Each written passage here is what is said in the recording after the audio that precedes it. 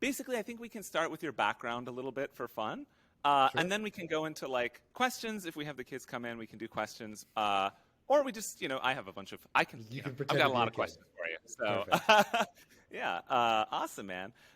So, dude, I was actually I don't know if you know this, but I was going to start with how I got introduced to you, which is, Ivan Bugatti. We Of both know course. him very well. And Ivan and I don't think you know this story, but Ivan and I were at Google, and we were working together at Google. And Ivan comes to me, and he's like, hey, man, I think we should start blogs. And I'm like, that's an interesting suggestion, Ivan. Like, why should we start a blog? And he's like, well, my really good friend Haseeb started a blog, and it went like super, super viral, and I just feel like we should do it. Like, it'll something we can just do in our spare time at Google. Like, it'll be great. And Ivan drags his feet and doesn't start a blog. But I take this advice, and I go and read. You had actually an amazing post on like getting a job at Airbnb and all this stuff. So I read that post, and I'm like, you know what? This does seem kind of fun. Like, I'll start a blog. It'll be great. So I don't think I'm exaggerating when I say that decision to start a blog, which like you directly inspired, launched my career, literally. And I don't think it's exaggerating to say that it like kind of launched Ivan's career too, because then I think he and you wrote the like front-running Bancor blog right. that made him really popular. So it's just funny. I think you never know like what you inspire, but it is actually, yeah. So I think I remember when you and I first met each other, which was I think at IC3 in Cornell, you told me that my blog post is what inspired you to start blogging, which I remember when I spoke to Naval, who I think was your first check into Basecoin. Yeah.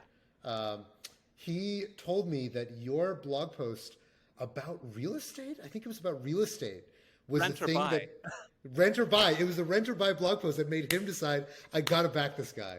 So it turned out that like that thread ended up connecting you to Naval, which connected me to Naval, and a lot of stuff came from that. That is insane. So, okay, I have Yeah. one more mini story on that because you'll find this funny, and then we'll go into your Okay. background. I think it'll be Yeah. really great for the students to hear it. But with Naval, a mutual person connected me to Naval when I was like about to leave Google to start Basecoin, which was my first company. And I didn't ask to be connected. Like my friend worked at AngelList, connected me to Naval over email. And Naval insta responds, says, hey man, it's really busy over here. It's looking like it's going to be 6 months out when we get to meet. Like it's going to be a while. And I reply, no worries, man. I have a like blog post of the thing I'm working on right here. If you want to go take a look, no pressure at all. I'll be working on it. And then it takes like a few hours. Then he replies, says, hey man, I'm actually free like today in New York, tomorrow in New York, Friday in New York. Like and literally you can tell what happened, which is, because I wrote down my thoughts and it was like easy, he just kind of like limped into like reading it. And then he's like, hey, I actually want to meet, So I again, that's why I'm literally like not exaggerating. Like it is like launched my career, Without that, he would have just whatevered the meeting. And anyway, I just think it's crazy. It's but yeah, funny that's classic how Evolve. much, in 2017, there was so much alpha in just thinking out loud. Like there were so few people who were actually capable of stringing together a coherent understanding of what crypto was about. Today is obviously very different. And so like when people hear, it's kind of the same thing, right? Like I used to be a poker player a long, long time ago. And people sometimes ask me like, oh, should I get into poker? Like it seemed to have launched whatever you're doing. I'm like, no, don't get into poker. Which is not to say don't start a blog, probably start a Substack now rather than a blog. But like whatever it is that you hear from the people who came before you, whether it's me or whether it's Nader, like your answer should not be, oh, I should do what they did. It's, oh, I should find something that is as underexplored or underutilized as what they did. But it's never the same thing. It's never going to be the same thing.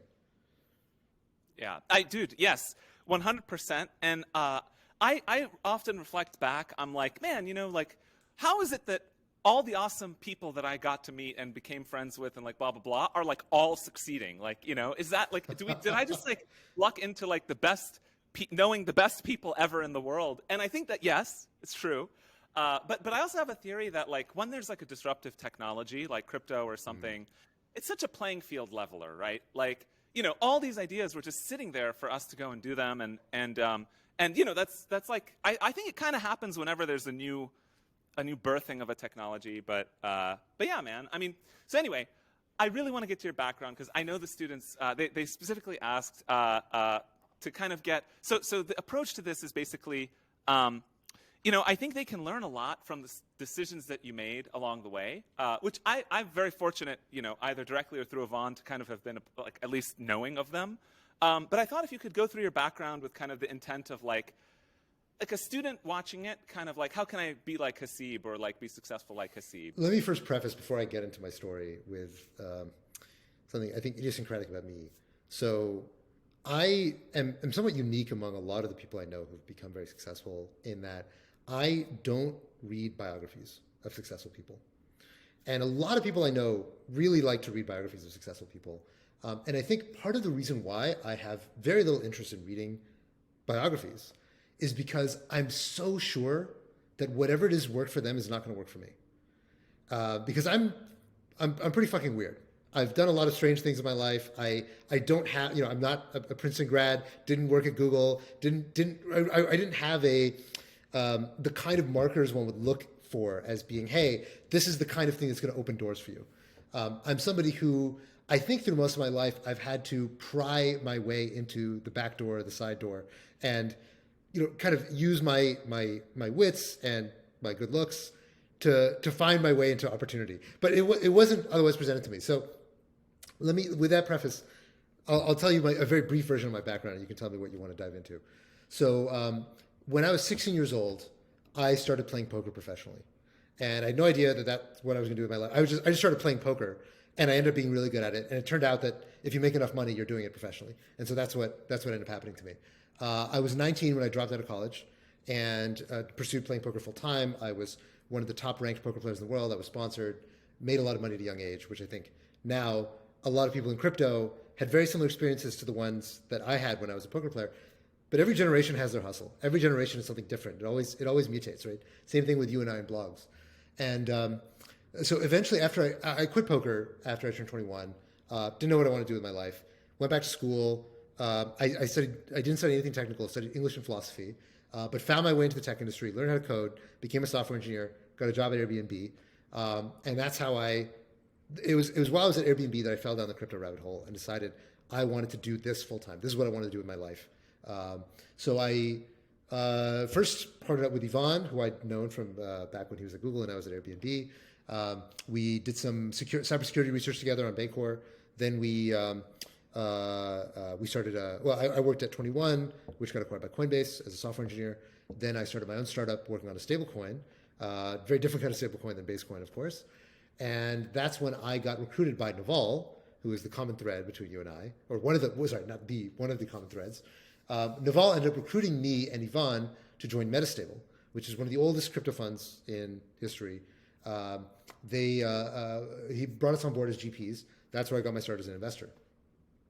When I first came on board to Metastable, I did not know anything about investing.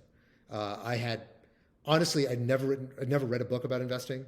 I didn't know what carry was. I didn't know what LPs were. I didn't know what term sheets were. I didn't know anything. All I knew was how to read a white paper, which I really learned by reading a bunch of white papers. But it turned out that at that time in the investment industry, there was so few people who really understood what was happening. This is in the midst of the ICO boom. Tons of stuff was changing in the crypto industry. Before 2017, 2018, it was all Bitcoin, and then there was Monero and Litecoin and Feathercoin and Blackcoin and all this other garbage. And all of a sudden, 2017, this just Cambrian explosion of complexity came on the scene with the rise of Ethereum, the boom of ICOs, things like Avalanche and Augur and Algorand and blah, blah, blah, all Basecoin, DeFi, all this stuff really started coming into the fold, and nobody knew how to deal with it. Nobody understood it. And I think part of what made it such an incredible opportunity for somebody like myself who didn't have an experienced background as an investor is that I could only think of things from first principles because there were no rules at that time. There was no science behind this stuff. Nobody had models for anything. Nobody understood how this stuff worked. You had to read something that somebody had just invented and reason for yourself whether or not it was going to work.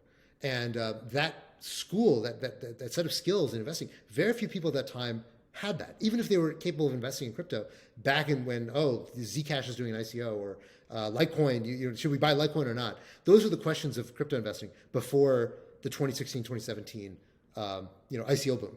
So that's how I got my start as an investor.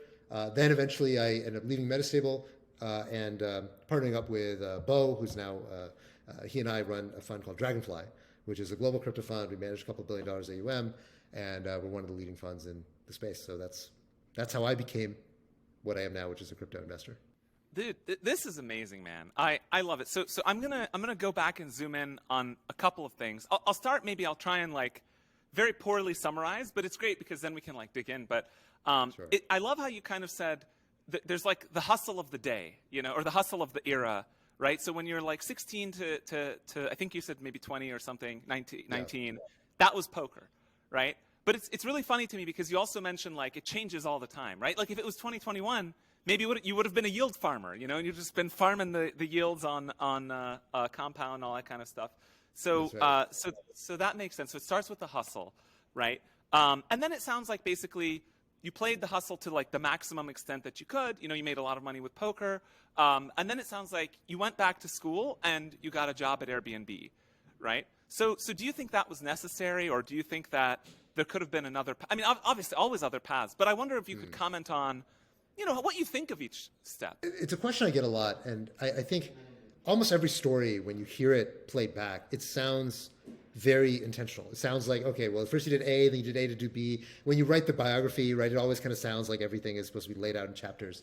And the reality is that I had no idea what I was doing. I had no idea, like when I was a poker player, I just kind of fell into poker. When I quit poker, I had no idea what I want to do next. We don't have enough time, but I can tell you all the embarrassing kind of half steps I took into fields. I was like, wait, no, I shouldn't do that. That's a terrible idea. And so I think there's one thing in particular that I think I have done very well, much better relative to almost anybody I know, which is that when I'm convinced that I've made the right decision or the wrong decision, I jump in and I go full steam ahead. And surprisingly, I've known so many people who are in similar circumstances. Very few people can do that, just constitutionally. When you realize you made the wrong choice with your life, or with a big commitment, whether it's with a startup, whether it's with a person, whether it's with a place to live, I'm very good at saying, I made the wrong decision. It's time to change. And at the time, I had my closest friend. This was back in 2013, 2014. He was like, Haseeb, your biggest problem is that you don't commit. Like, you got to just commit to something and like see it through. And I was like, no. I mean, at the time I was very worried that like, man, maybe he's right. Maybe I have a commitment issue. But I realized like, no. What I have is that I am way better than most people at realizing that I am in the wrong place. And there's somewhere else that I should be, and I haven't found it yet. Man, that's, it's funny because for me, it's actually a bit profound because I feel like it's similar to me where you got to have the conviction when it's there and know when to fold them, right? Isn't that kind of exactly, it's very pokery, right? It's kind of like it's a very much skill set you learn through poker. Yeah, it's exactly what made you a good poker player, which is you kind of are really, because I mean, I bet if you don't play poker, I mean, I play a little bit. I'm not like you, but like, yeah, it's so hard to. The first thing you have to really learn how to do is fold when it's hard and call when it's hard, and it sounds like that played a big role. That's cool, man. Wow, that's awesome. And so this is great. So basically, when crypto comes a calling, in 17, 18, right? You talk to Yvonne and you guys are deciding to team up. You're saying the conviction to go to this crazy fun, like basically start Metastable with Naval, right? Is kind of a big, like just being willing to do it when everyone thinks that crypto is this crazy thing and it's like, oh, it's going to collapse, like blah, blah, blah. You're saying that's actually harder than it seems. This is something actually the best articulation of this I heard from Star, who's the founder of OKX. He started OKX in like 2013, right? So this is way, Bitcoin prehistory. And what he was telling me was that, back in 2013, there were a lot of young, bright people who like saw the promise of Bitcoin. And they joined the industry, and then a couple years later, there's a big crypto crash, and every crypto crash. I mean, there's a crypto crash basically every couple of years, right? It's almost without fail. And the hard thing in crypto, in retrospect, is not realizing that crypto will exist, because a lot of people in 2013 realized crypto was going to be a thing, but they ended up leaving. They ended up basically like, kind of losing their nerve and saying like, shit, my friends think what I'm doing is stupid. My mom is asking me questions about why I'm doing this. Like all my friends are getting jobs at great companies. You're all Princetons, right? Any one of you could go to some fantastic FANG, Goldman, whatever it is you guys want to do. But if you do crypto, there will be a moment, maybe like the moment we're in right now, where people look at you and they're like, wait, crypto, that was like so 2021. Why are you doing crypto? Like, don't you know, like AI is the thing, or this is the thing, or that is the thing? And the hardest thing in crypto is to survive. And if you just fucking survive, then you get to see what it becomes. And that experience and the skills and the relationships that you have compound over time. And like the hardest thing was not getting into crypto. Like getting into crypto in 2017 was easy. A lot of my friends got into crypto at that time. But vast majority of them, and you know this, you were there, vast majority of them didn't stick around. And if they stuck around, how much more valuable would their skills, their knowledge, their expertise be? Almost everybody who was there in the 2017 vintage was just basically granted such an advantage in 2020 and 2021 when the market came back and things started booming again. But most people didn't stick around. They didn't survive. And that to me is the lesson that the industry just keeps learning and people in this industry keep learning, right? Like if you look at the people who were successful from like 2012, 2013, 2014 who stick around, they're so much less impressive than the 2017 cohort, than the 2020 cohort who end up surviving, but they just get grandfathered in. And that's the thing about like identifying like this is the thing and then sticking it through, actually seeing through the landing and not getting like, not just having this ADD of like, oh, well, this is the new thing. This is the hot thing. Oh, this thing doesn't look cool anymore. That I think was the toughest skill for people in that generation of crypto. I love this, man. And I hate to make another poker analogy because you're the poker expert, not me. But it kind of feels like staying with your project in the bear market or staying in the bear market and staying true to the space. It's like the ultimate hero call, right? It's like this guy says, I'm all in, and you're like, oh, man, But if you do it and you have conviction in the right technology, I agree, right? How else could literally all of our friends, be doing so well, right? And I think you're right. The ones that have the conviction are really the ones that make it. Well, Haseeb, I'll ask you a question that's relevant to this competition. So what we're doing at Princeton is we're doing a startup competition, and we have a non-crypto track and a crypto track, so they can do anything, But we do encourage them to launch a token, if they're in the crypto track and whatnot.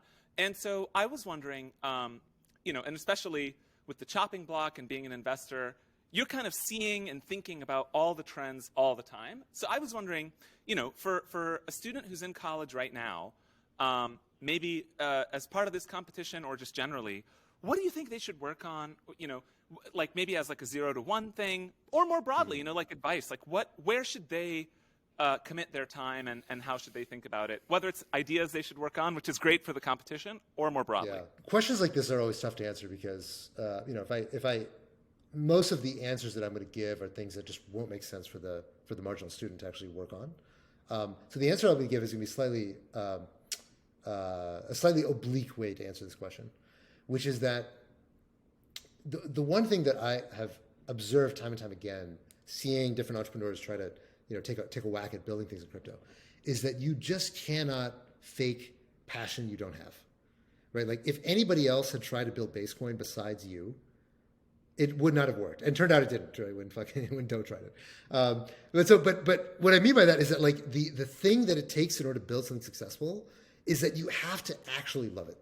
And if you don't love it, like eventually it's going to bleed you dry.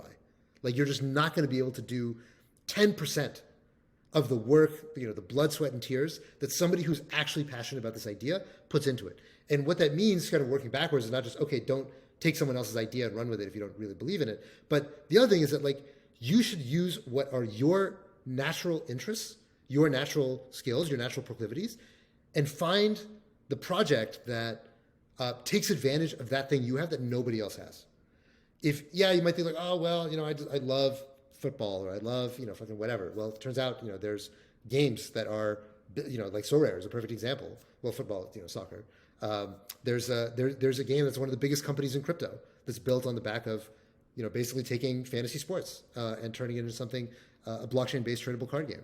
And that thing, like you may not have advantages that other people have. Right? You may not be the best coder, you may not be the most connected, you may not have the easiest time raising money, but somebody who doesn't love that thing, nearly as much as you, will never be able to grind as hard as you, will never be as creative as you, will never work as hard as you, will never proselytize as aggressively as you about that idea. That is your hidden advantage, no matter what it is, and no matter what the idea is. And I think most people don't believe that. It sounds good, right? Like you sort of hear this, oh yeah, follow your passion, whatever, which is not what I'm saying. I'm not saying follow your passion. I think that's stupid advice. But what I am saying is that if you're going to build a great project, if you're not passionate about it, you have no chance of succeeding.